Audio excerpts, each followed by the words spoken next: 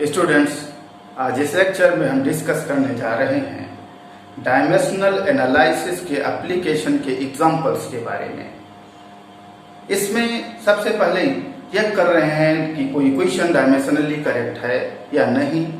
Dimensionally correct है या नहीं, इसे चेक करने के लिए हम जो है ये चेक करते हैं कि वो इक्वेशन लॉ ऑफ होमोजेनिटी को फुलफिल करता है या नहीं।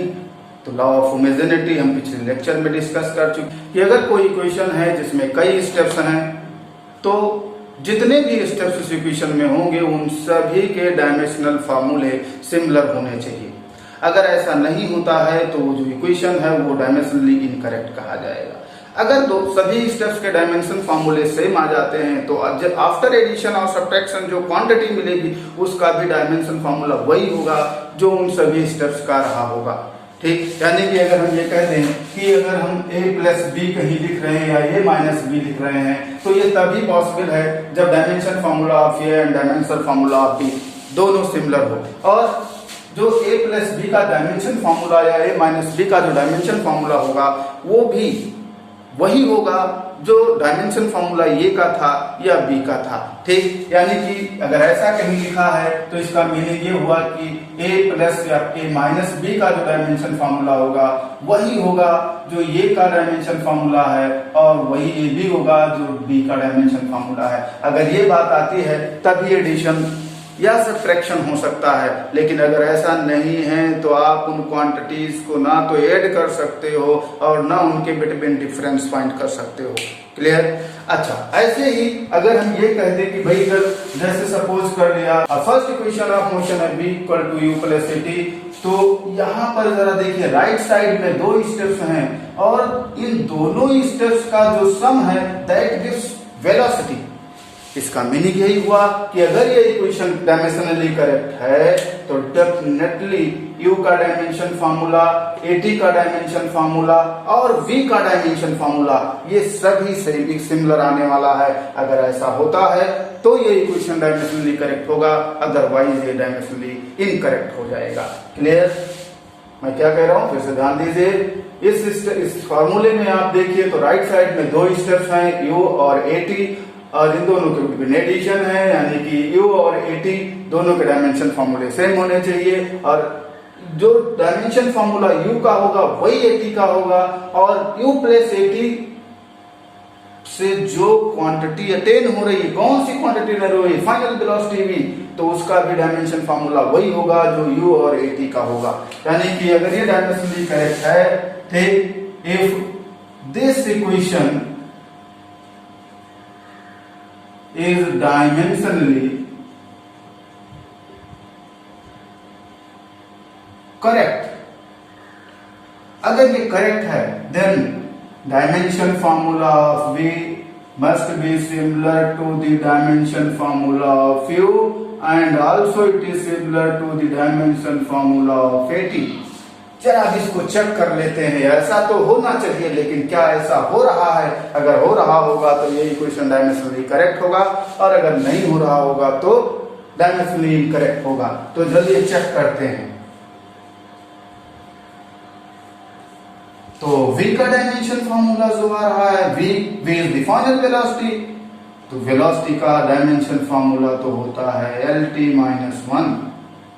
ऐसे u के डायमेंशन फॉर्मूले को देखते हैं। u is the initial velocity, also ये भी वेलोसिटी है, तो जब वेलोसिटी है तो इसका भी डायमेंशन फॉर्मूला क्या होगा, u का भी डायमेंशन फॉर्मूला हो जाएगा lt-1। अब एक स्टेप और बच रहा है at, जरा इसे भी चेक कर लेते हैं। at का डायमेंशन फॉर्मूला क्या होने वाला है? अब at का डायमेंशन फॉर्मूला जो होगा that will be similar to the dimension formula of a into dimension formula of t। ये is the acceleration of the body और acceleration का डायमेंशन फॉर्मूला आप जानते हो जो है ये होता है lt-2 और टाइम का डायमेंशन फॉर्मूला आप क्या है, कैपिटल T होगा। तो यहाँ t पावर 1 है या -2 है, तो ओवरऑल -2 + 1 lt-1 हो जाएगा। यानी जो at का डायमेंशन फॉर्मूला आ रहा है वो भी lt-1 आ रहा है। यानी ये लॉ ऑफ होमोजेनिटी को फुलफिल कर रहा है। लॉ ऑफ होमोजेनिटी के according dimension formula V will be similar to dimension formula of U and also similar to the dimension formula of AT। और आप यहाँ देखिए, चेक करने किया हमने तो देख रहा हूँ डायमेंशन फार्मूला V का जो आ रहा है वही डायमेंशन फार्मूला U का भी आ रहा है, वही डायमेंशन फार्मूला AT का भी आ रहा है। सभी के डायमेंशन फार्मूले LT-1 आ रहे हैं। ठीक, यानी ये जो इक्वेशन है ये डायमेंशनली करेक्ट है।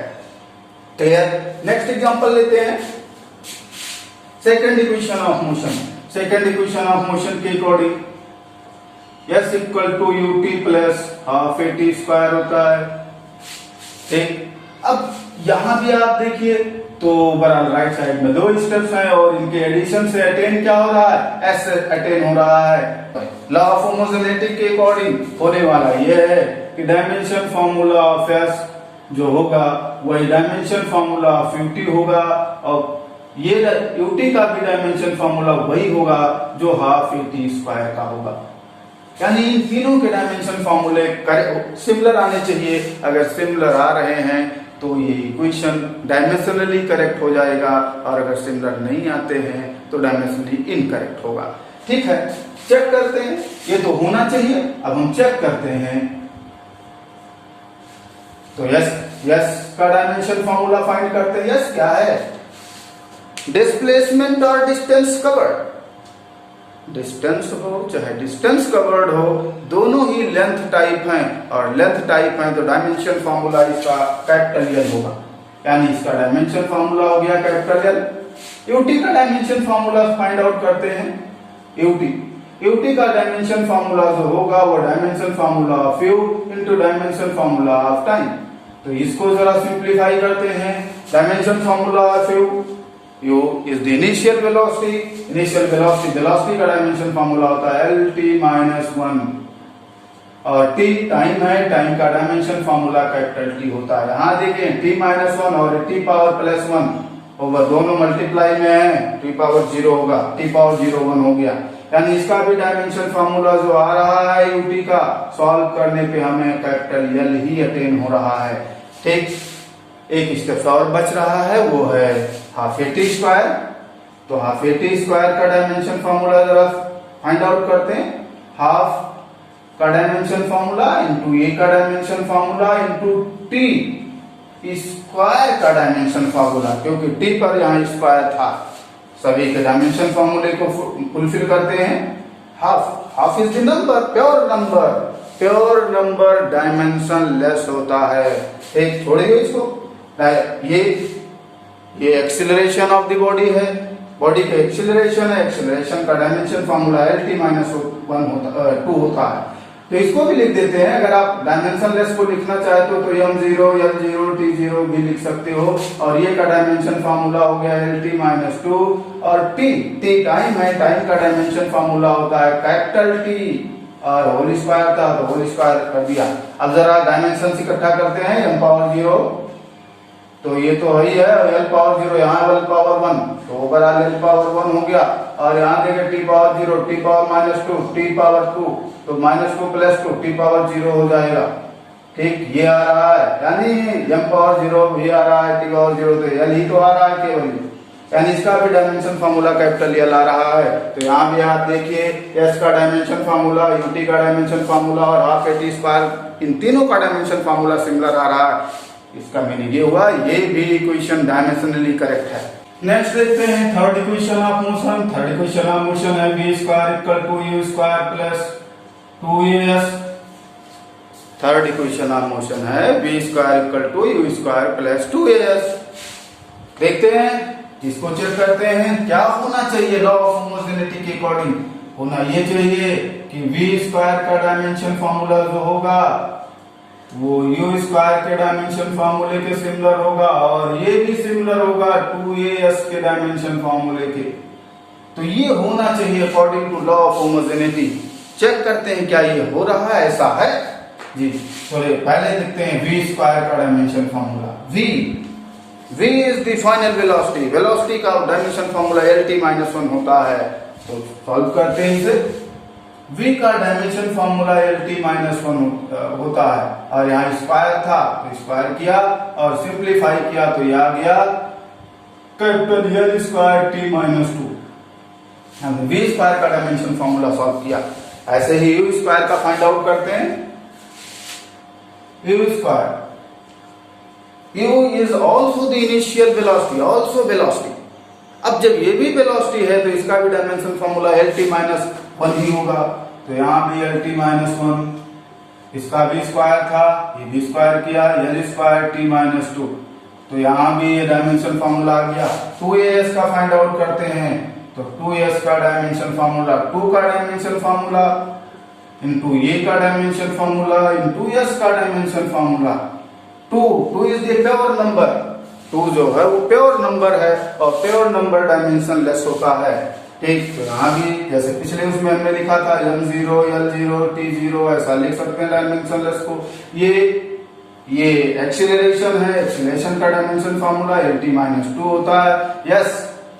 यस डिस्टेंस और डिस्प्लेसमेंट है तो जो भी हो ये दोनों एक लेंथ टाइप होते हैं। कैपिटल एल हो गया, ये डायमेंशन इकट्ठा करते हैं m0, लेंथ यहाँ 3 जगह आ रहा है, यहाँ भी यहाँ तो l0 कितना होगा, l0 l पावर 1 और यहाँ भी 1, तो ओवरऑल क्या होगा l स्क्वायर, और t की पावर भी आप देखें 0 है, यहाँ -2 है तो -2 हुआ। तो ओवरऑल ये आ रहा है m0 l स्क्वायर। अब m0 मीन्स 1 हो गया, छोड़िए उसे, तो ये आ गया l square t minus to. Clear, यानी कि हमने देखा कि v स्क्वायर का डायमेंशन फॉर्मूला जो आ रहा है l square t minus to, वही u स्क्वायर का भी आ रहा है l square t minus to, और वही 2as का भी आ रहा है, ये भी l square t minus two ही आ रहा है। यानी ये थर्ड इक्वेशन ऑफ मोशन जो अभी तक आप पढ़े हैं वो भी डायमेंशनली करेक्ट है।